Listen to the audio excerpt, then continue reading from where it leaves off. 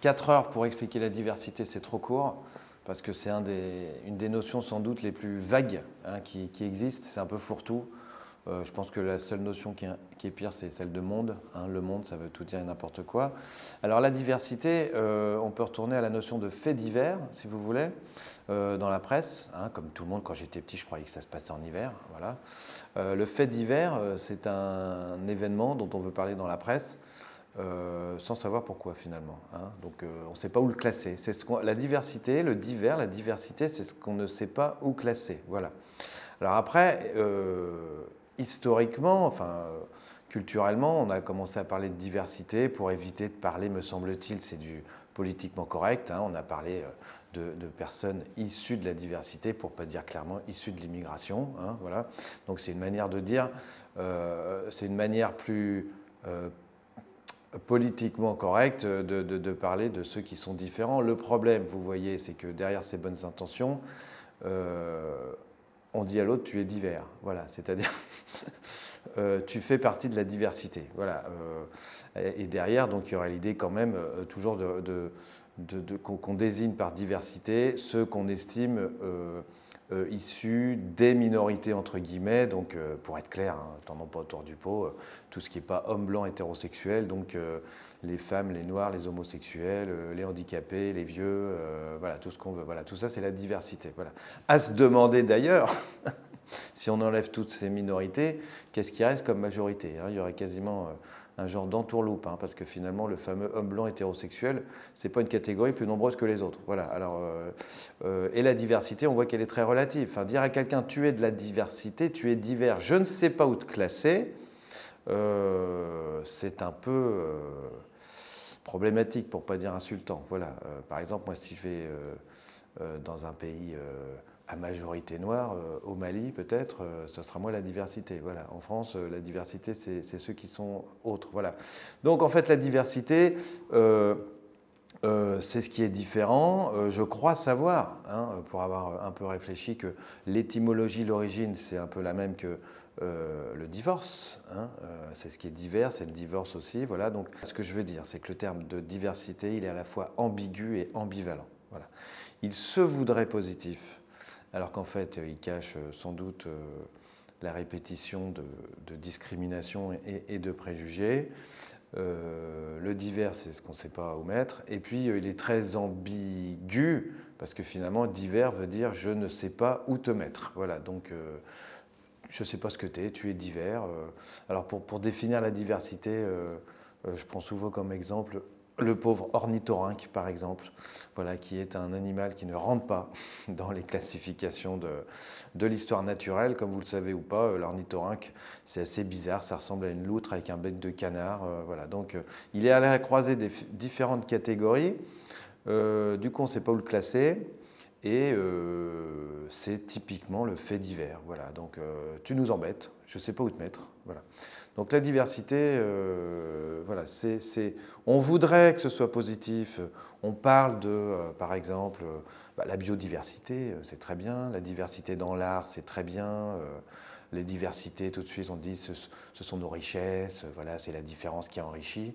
Et puis dans les faits, on a quand même un peu du mal à vivre avec et à vivre ensemble à cause de cette diversité. Voilà, donc la question derrière, c'est si on parle de diversité, c'est-à-dire de ceux qu'on ne sait pas où classer comme l'ornithorynque, qu'est-ce que la normalité? Qu'est-ce que la norme? Quelles sont les catégories qui sont acceptables? Voilà. Il y a quand même un petit côté exclusif dans la notion de diversité.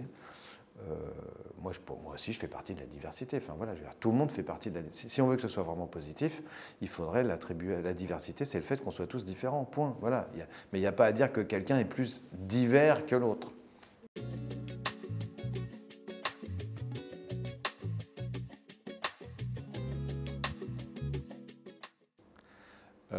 Oui, des malentendus. Alors bon, je risque de me répéter pas mal.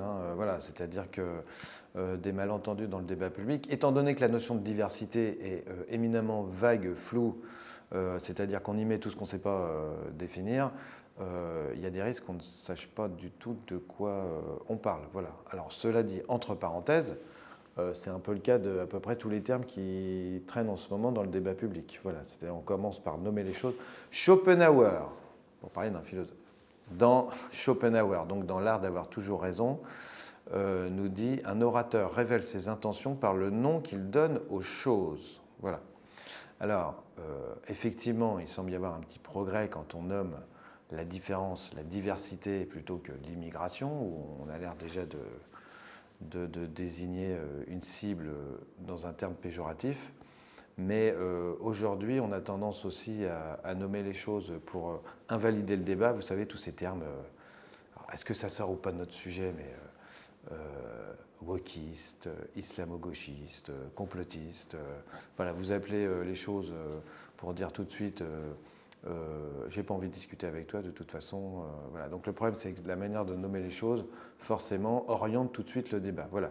Alors la diversité, comme je vous dis, c'est à la fois un avantage et un inconvénient dans le débat public. L'avantage, c'est qu'effectivement, on évite de stigmatiser les uns ou les autres, les minorités, pour être clair, voilà, en particulier issus de l'immigration. Le problème, c'est que, je vous dis, c'est assez fourre-tout, quoi. C'est le problème du débat. C'est-à-dire, je ne suis pas sûr que quand on parle de diversité, tout le monde parle exactement de la même chose, quoi. Voilà, qu'est-ce qu'on entend par diversité. Je ne vous parle même pas, mais je vais en parler quand même, de ce qu'on a appelé depuis les années 90, je crois, l'intersectionnalité, c'est-à-dire quand vous cumulez plusieurs caractéristiques jugées comme issues de la diversité. Hein, donc voilà, donc par exemple, si vous êtes une femme noire, homosexuelle, entre guillemets forte, grosse, ça veut dire que vous avez quand même 4 catégories de diversité.